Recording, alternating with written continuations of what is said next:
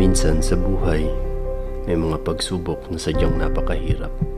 Yung tipong iisipin mo pa lang, akala mo hindi mo na kaya. Pero sa kabila ng lahat, meron pa rin pag-asa. At pag di mo na kaya, paubayam na lahat sa Kanya. At kung akala mo huli na ang lahat, nagkakamali ka, may pag-asa pa. Huwag kang susuko agad sa mga pagsubok sa buhay. Minsan talaga, merong kabiguan na akala mong wala na at inisip mo, sumuko na lang. Pero God is so awesome. Hindi mo pa hinihingi, binigay niya na. And that's His promise. In His perfect time, ibibigay niya ang lahat ng ihilingin mo. Salamat sa iyo. Salamat. Kaya ikaw, kaibigan, never give up, ika nga. Laban. Manalangin ka. Humiling. At ibibigay sa iyo in His perfect time.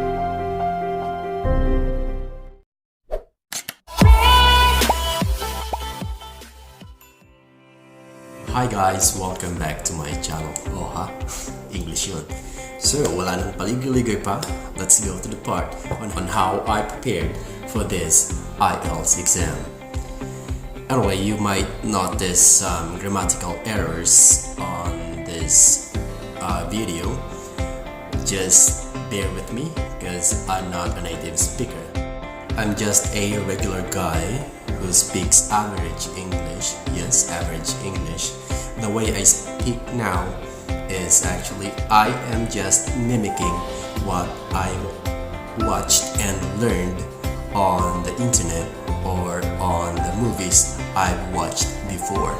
So it was just recent when I received the result of my IELTS exam, and finally, very fortunate, I passed the IELTS exam.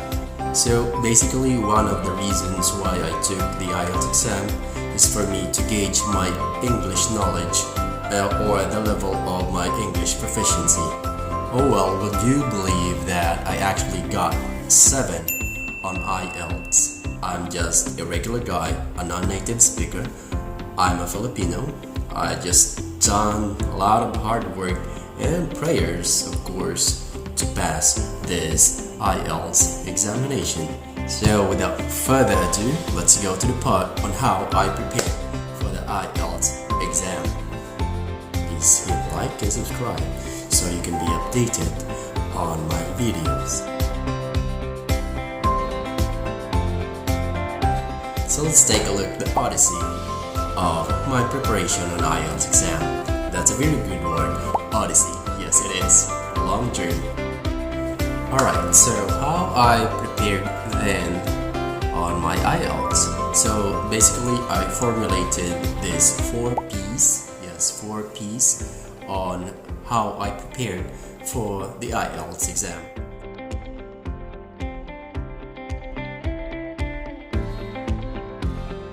So the first P is prayer. Of course, it's better and best to pray without ceasing. In any circumstances, you should rejoice and you should be thankful.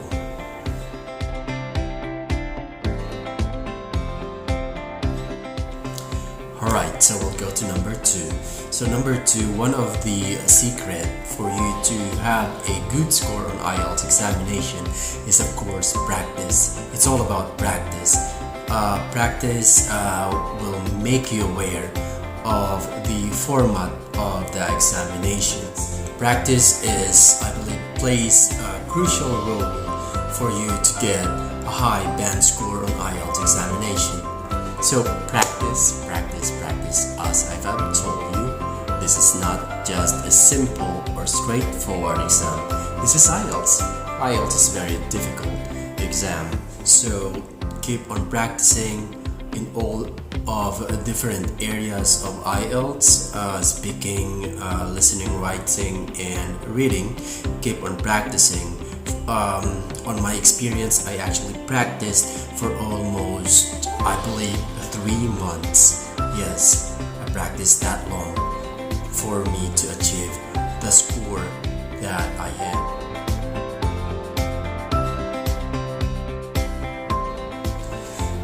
Alright, let's go to the third P, which is patience. Of course, patience is essential on the preparation of IELTS exam. You don't need to rush. It may seem IELTS is just an easy exam, but it's not. It's way too complicated, too complex. It's not straightforward. It's not basic. It's not basic English exam. You need to have heaps of preparation. Well, moreover, you need to allot time. Time is very important, along with patience. You don't need to rush everything. I believe 2 months or 3 months it would be enough on preparation on taking IELTS exam. And finally, last P is productivity. You need to make sure that you can have a productive day. Well, on my experience, I actually work 8 hours. Sometimes there are days that I work 11 to 12 hours. So I'll make sure that I can be productive as I can. I allot time to study, allot time to review, allot time for work, allot time for breaks. I mean, enough time for breaks. So what was my strategy then? So I started from what I think the hardest part of the exam, which is for me, is the writing. Let's dig in more about IELTS. What IELTS means? Well, basically IELTS means International English Language Testing System. It composes of 4 parts. There is listening, there is speaking, there is writing, and there is reading. Furthermore, it assesses a non-native speakers who are trying to study or work in an English-speaking country. So there are 2 companies or organizations who provides English proficiency exam. Those are IDP or British Council. So as you may know, IELTS measures English proficiency by scoring individuals from 0 to 9. So 9 will be the perfect score, stellar score. It's flawless, spotless English skills. Alright, so let's go to the part why students or why people take English examination or this IELTS exam. There are few reasons why they take this IELTS exam. One of which is for immigration. If an individual wants to move to English-speaking countries such as America, Canada, Australia, New Zealand, and so on and whatnot, they will take IELTS exam. And other reason is for studying. So this is one of the prerequisites before you can study abroad or before you can study in an English-speaking country. So for immigration, as what I know, the score that you need is only 6, maybe 6.5. It varies to that score, 6 to 6.5. And as what I know also, on United Kingdom, they require individuals who want to work to their country or to study, they require band 7. Yeah, band 7 that high. And in the United States, you also need to have band score 7, especially on speaking. Moreover, if you will be studying in countries like Australia, New Zealand, Switzerland, I believe you just need to have a 6 to 7 band score on IELTS. So, is IELTS a difficult exam? Well, on my experience, for me it is very difficult English exam, though it is just a straightforward proficiency examination to evaluate your English communication, but it's not. You don't want to be tricked on the information around that it's just simple speaking English, writing English, listening English. It's not. You need to have a lot of tremendous practice and practice. So let's go to the part where I believe is the most difficult part of the IELTS exam. On my experience, it is the writing. Oh well, even before on my college days, I've been struggling to write essays or thesis, so this has been the most challenging area or part of IELTS. So IELTS writing has two parts, the task 1 and the task 2. The task 1 is a little bit easy. It's about describing a diagram, a graph, a chart, and whatnot. And the task 2 is the essay writing, which is way different from the task 1. Well, you need to have a lot of vocabulary, grammar, and words. So how I did practice on this part, on this writing. So let's start first with the task 1. Task 1 I practiced by myself, but with the help of YouTube channel. This is IELTS-up online lessons. It contributed enormous information on how you can write descriptive paragraph about chart, graph, etc. So I'll provide the link here below of the IELTS-up online lessons, so you can have reference on how you can start with writing task 1. And for additional words in grammar and common words that you can use on writing task 1, I've used the Fast Track IELTS. It's a YouTube channel. It provided me heaps of information or of the common words to use on task 1. Moreover, on task 1 you will notice that there are common words that you will be using, one of which is the increase, also decrease, and words that has something to do with the movement of the graph, of the line, something like that. So you must have at least 2 to 3 synonyms of the common verbs or words in writing task 1. One example is increase. I used incline or right. Another example is the word decrease. So you can use, or I used decline, fall. Anyway, writing task 1 you need to complete, or to have, you need at least to have minimum of 150 words. Yes, 150 words.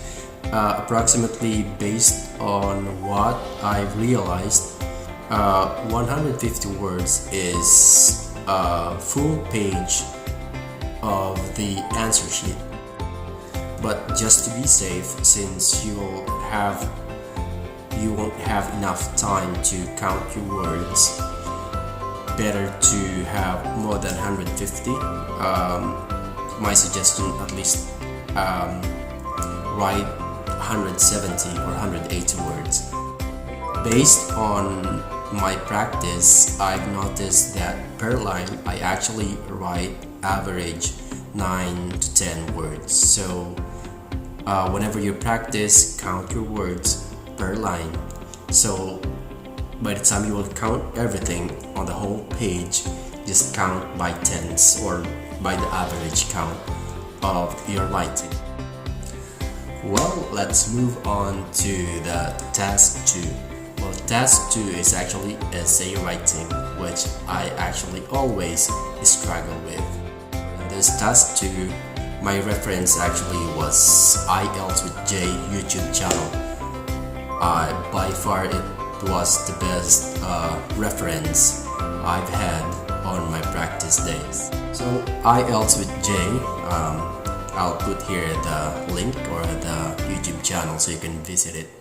So IELTS-J, on the task 2 part writing, they have about 18 videos, tutorial videos with practice along with each videos.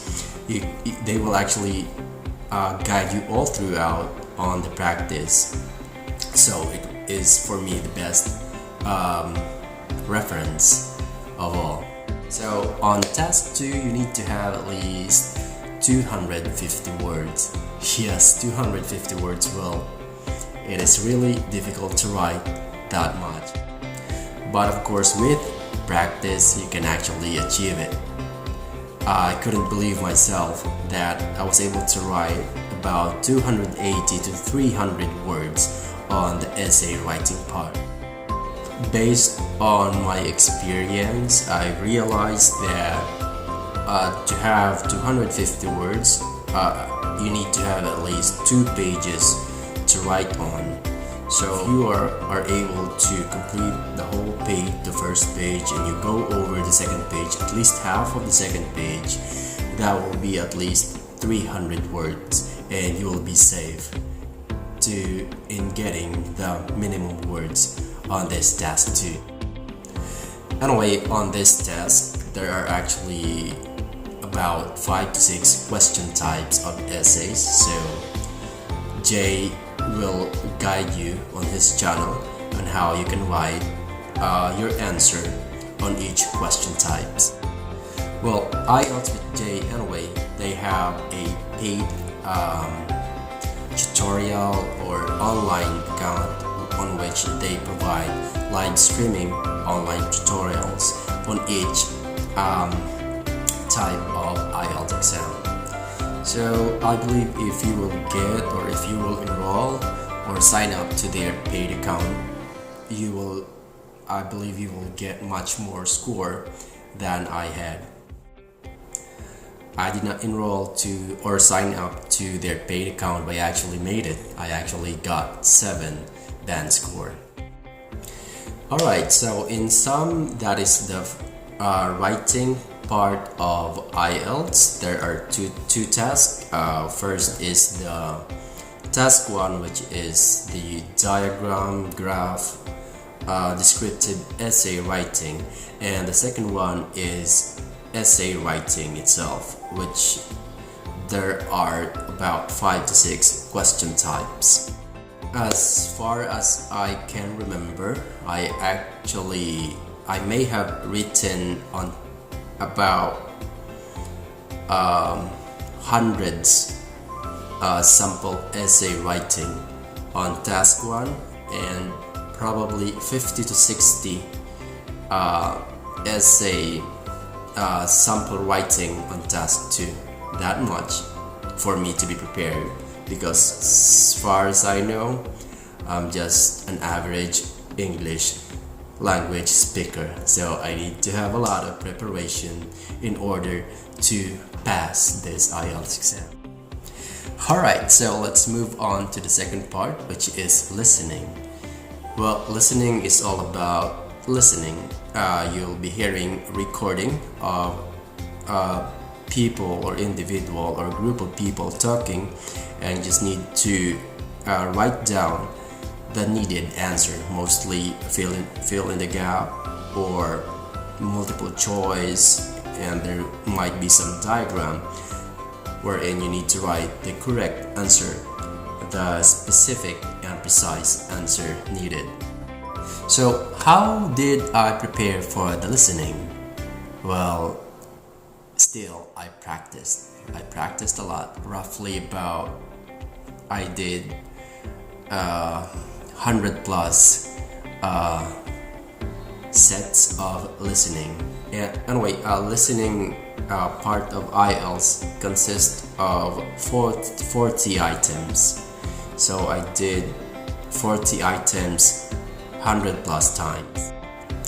Well, at first I actually felt very down in the beginning of the process of the practice, because I was actually not reaching the high score I've wanted. Before, I was actually only getting about 20s out of 40. For you to have band 7 on this listening part, you need to have at least, I believe, 35 or 32 and up score over 40 to have 7 or 7.5 score. But don't be discouraged, just be motivated, keep practicing on, and you will get there.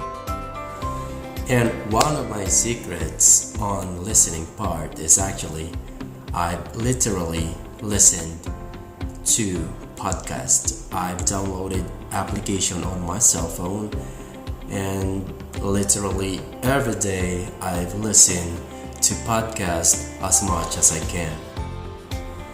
And on the podcast, most of the contents are actually mostly on politics in United States and debates. Debates are actually good reference on listening, because somehow you will hear a lot of words, conversations, and a lot of new words that you haven't heard before. So debates are actually great reference.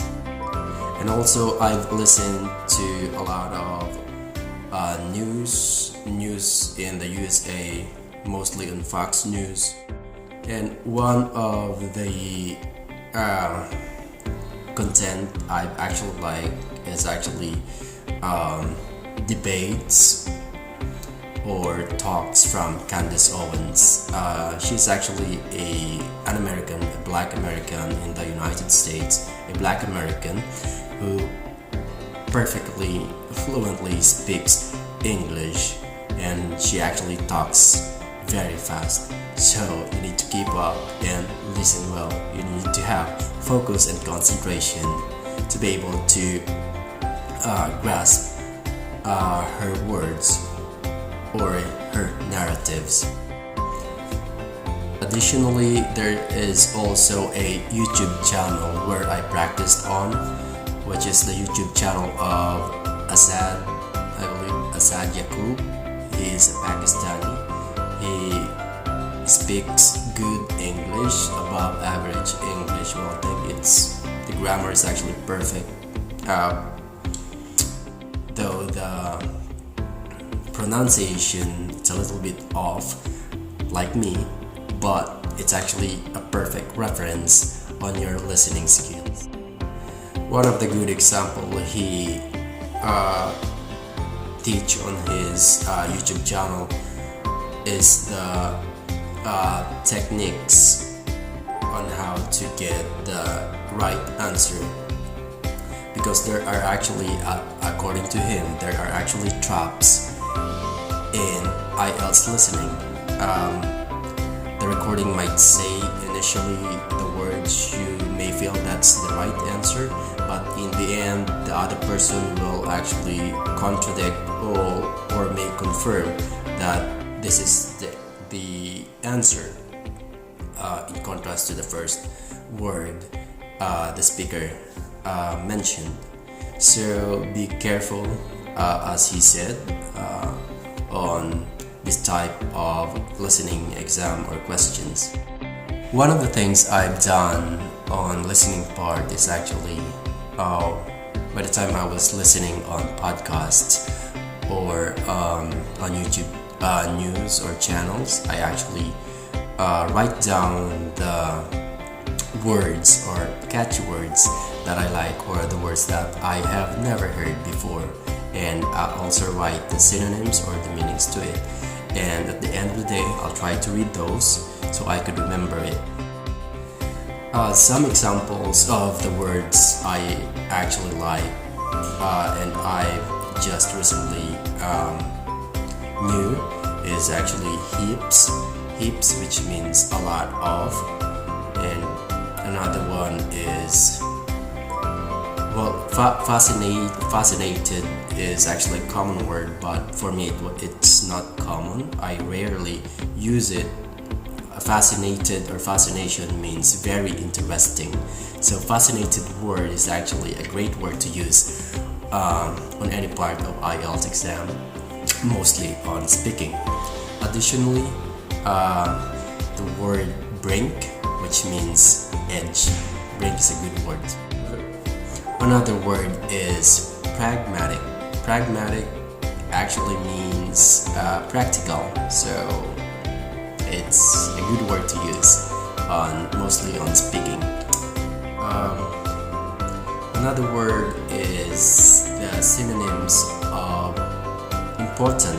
The synonyms of important is crucial and essential. So there might be some other words that I don't recall, so just search for it on Google to know the other synonyms. Alright then, so let's move on to the third type of IELTS exam, which is the reading.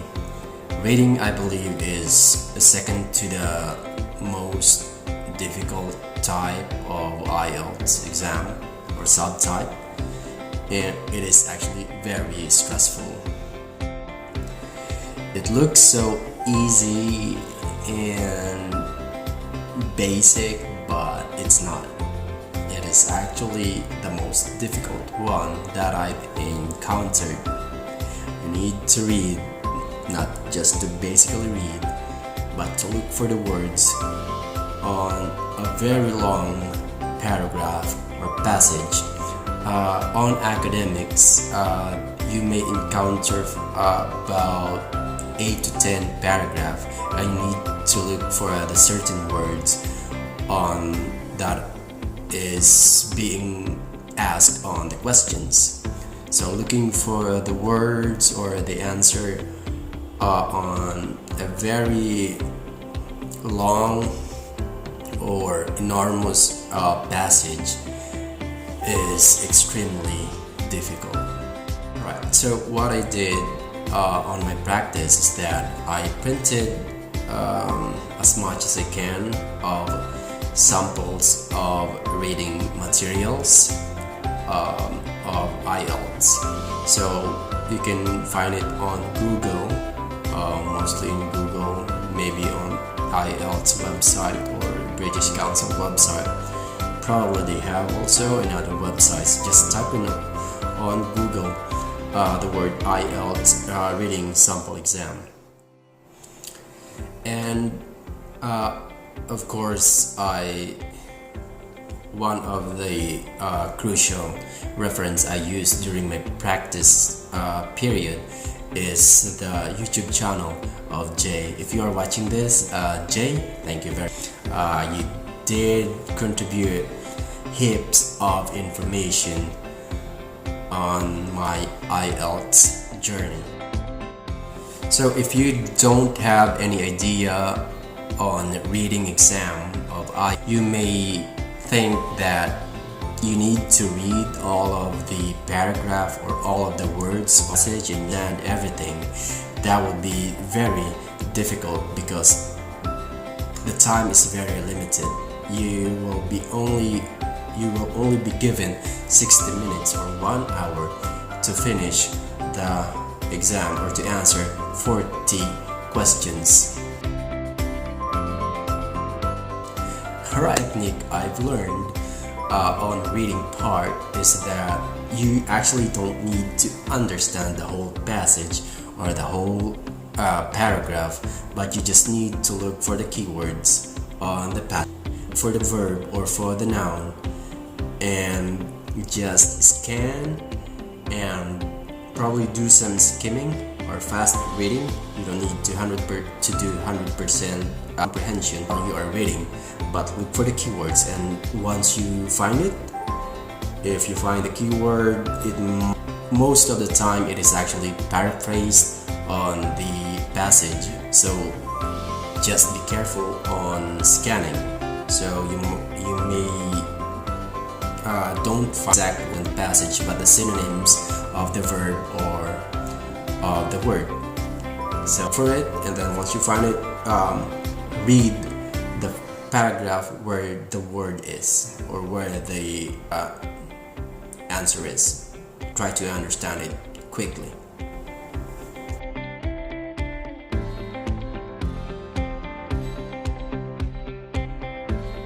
And as I've mentioned, you don't need just to have your focus on the noun itself, on the verb along with the noun.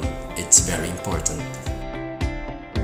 On the test day itself, if you are having difficulty in finding the answer on this number, better actually, on my opinion, to skip it. Go to the next part so you can answer the other questions, and just go back if it's to the previous questions that you haven't answered.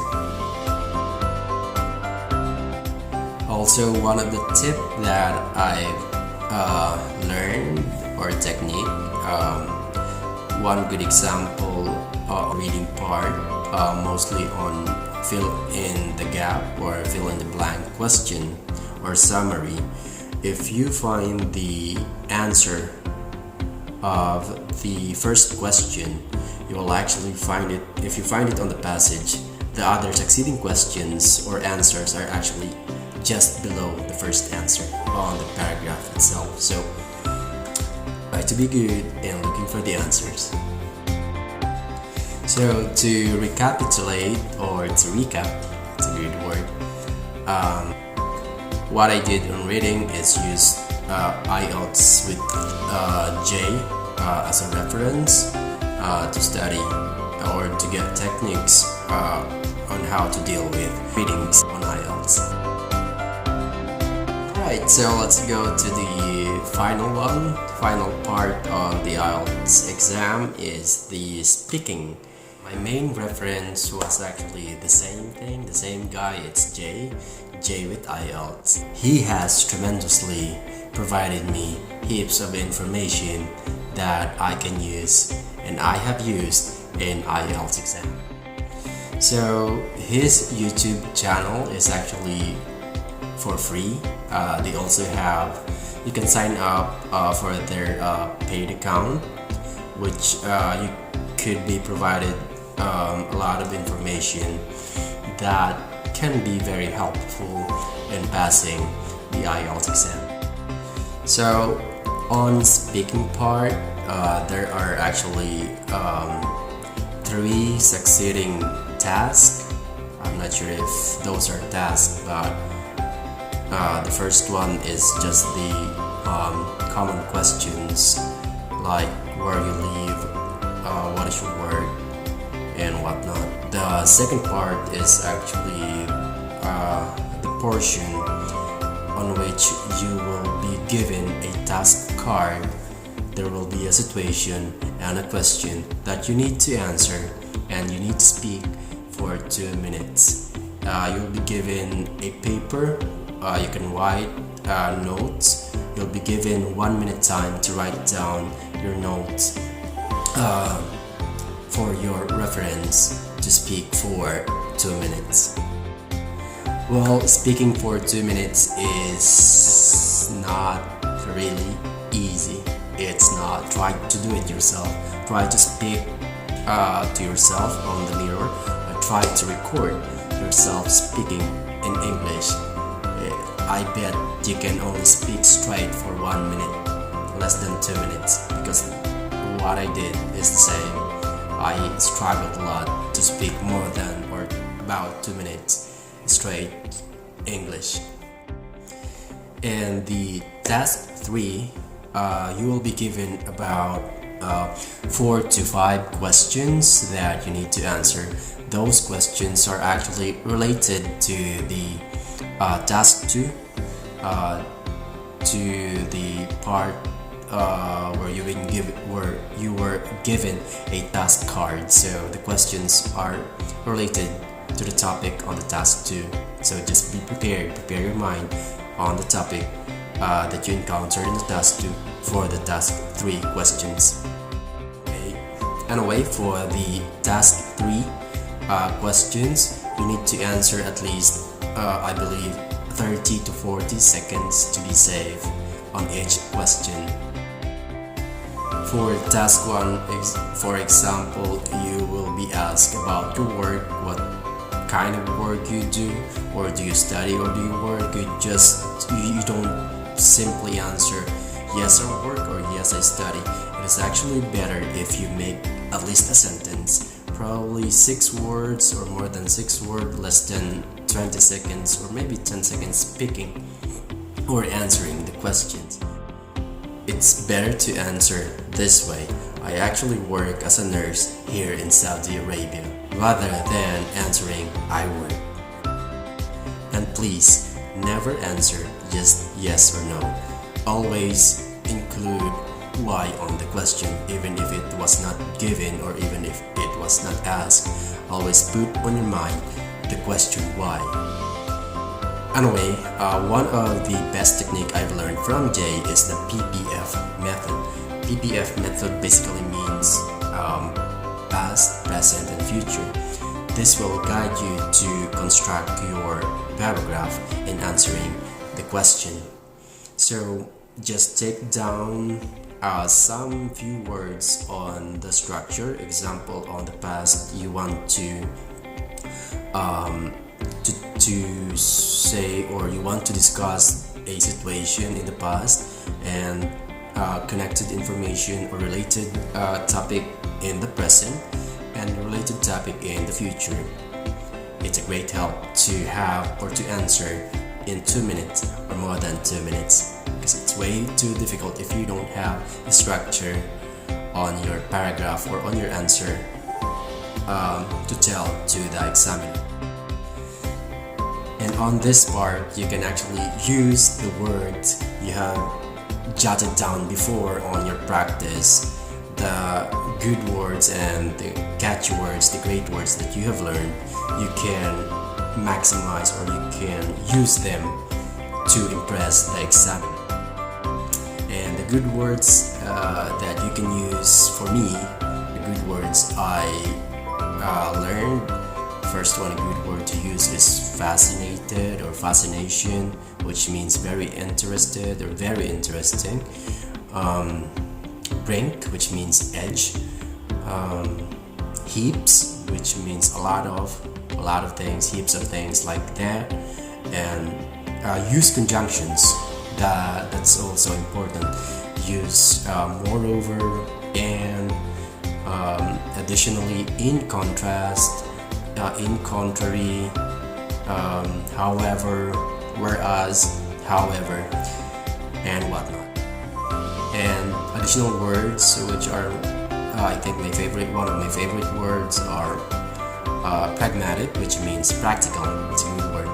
And the last one is ubiquitous, which means very common. You can use those words, and your examiner will be impressed. Additionally, you can actually, it's good to use idioms. Maybe have some about 1 or 2 idioms in speaking, but make sure Jay says that if you will be using idioms, you need to be precise. Okay, if you are not sure, just use the basic words. Do not use idioms if you are not 100% sure where and when to use it. Alright, so in speaking portion of the IELTS, there will be 3 sets of questions. The first one is the basic questions. The second one is the storytelling, or the part where you will be given a task card. There will be questions that you need to answer, on which you can actually apply the PPF method. The past, the present, and the future. So you can speak for 2 minutes or more than 2 minutes, and with the examiner will stop you if you exceeded 2 minutes and it's not a negative impression, or it's not bad. It's actually okay if you will be stopped during on the task 2 when you are speaking. And the last part is the task 3, which you will be given probably 4 to 5 questions that are related to the task 2 topic.